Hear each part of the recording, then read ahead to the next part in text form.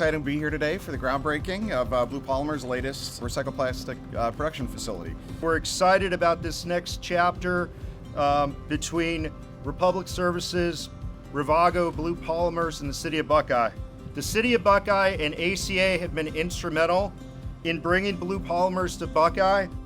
The facility will process two types of recycled plastics. This facility will be able to wash, compound, blend, and pelletize these plastics so they're ready for use in sustainable packaging.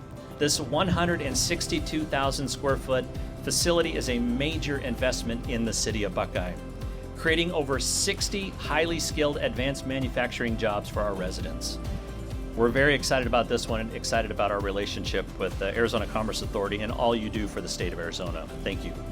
Blue Polymers facility will enhance Arizona's sustainability footprint and expand the state's leadership for advanced production facilities that prioritize sustainable packaging. Your investment in Buckeye, along with your innovative strategies to use recycled plastics, will ensure we remain a vibrant and sustainable economy. And we thank you for choosing Buckeye, and we hope that you all prosper right here.